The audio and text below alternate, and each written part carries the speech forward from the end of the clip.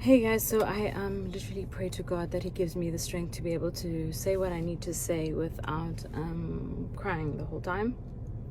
But I do realize I have been trending today, and things have been said about me to all my true supporters and followers.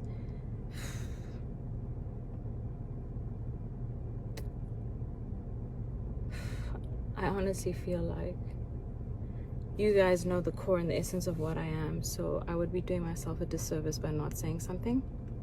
I think probably what I did wrong in the past is brush all of this under the carpet and not say anything, just because I don't like drama. I'm a peaceful person. I prefer to focus on my own things, but I'm different. I've grown, and I think I'm a really strong woman, and I believe other women should never ever let another man step on the name you've built so you've worked so hard to build. So I'd like to address things that was said about me by Mulema Marahanye Jub on Mac G's show, as well as Mac G. Okay, so there's three things that I mainly want to address. The first was saying that he smashed me. First of all, Mulema, you raped me.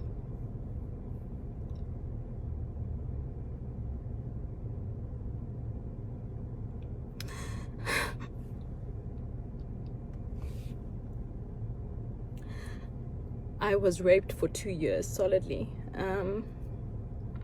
So please don't make it sound like it was a relationship. I was absolutely afraid to leave. Afraid of the power that your mother had in being around you at the time. I was aware of the stifling and sifting of money your mother was doing with Oprah. So, and also what you guys did in terms of Muti and medicine, which you made me believe my life would be a danger if I spoke up. So, no, you didn't smash me. You forcefully opened my legs and forced yourself on me numerous times for 2 years, and made me believe I had no way out.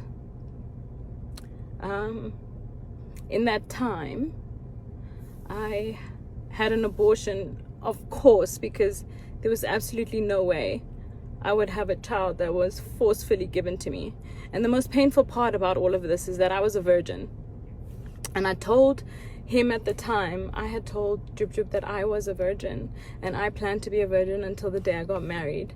And the first time he raped me, the next morning, I had been trying to get hold of my friend the whole night who lives in my building, but the next morning when he eventually did open the door, and he can be a testimony to this, is Richard Lukunku, you know, I came to you because I didn't know what to do, and I came to you crying for help.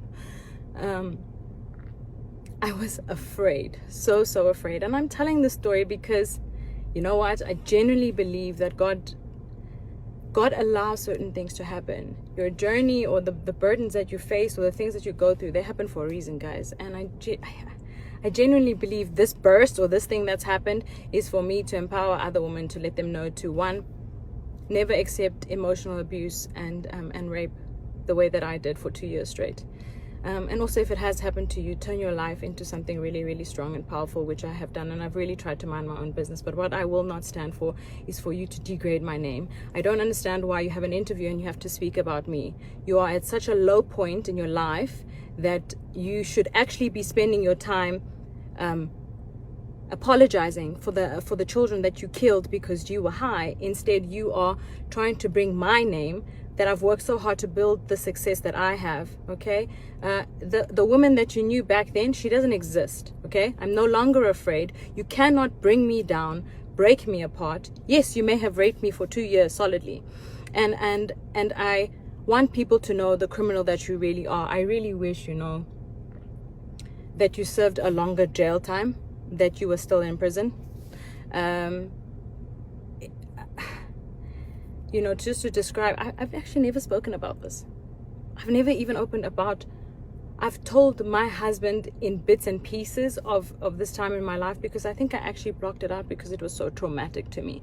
But he would do things like wait for there to be people to rape me because it got boring just to rape me plain and at home. I remember the one time I had my siblings visiting from school, and he would do it while they were around in the same room so that I wouldn't scream, you know. I want people to know the kind of person that I dealt with. God, this is so not on brand. What the you know, so I will not allow my name to be dragged in the dirt and to have some man speak about me like, you're so smooth, you managed to smash me. You didn't smash me, you raped me. You raped me, and I was still a good enough person, and I never ever spoke about it. I focused on my own and carried on with my own life. But what I will not do is let you destroy my name. I wrote a few notes so that I don't forget everything. And the other thing that you said is, I left you because I saw a picture with Kelly. I just want people to know that I left because he tried to kill me. He suffocated me. He literally suffocated me. And I remember that day so vividly. It was like, I prayed to God for the strength to kick him off, which I did. He had locked all the doors. He would lock me in the house sometimes, take my car, monitor my movements. I was in varsity at the time. I would not always be allowed to have my own car. I wouldn't be allowed certain friends.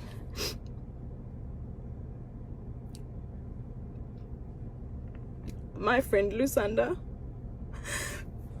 who was the only friend who was allowed in my life at the time.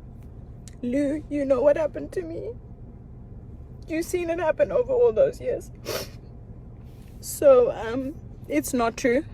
I didn't leave because I saw a picture. I left because he tried to kill me. And I was always afraid to leave because of the threats that were made. But at that moment where he tried to kill me, I knew that the very thing I was afraid of, which was dying, I knew was meant to happen that day. So I actually got away.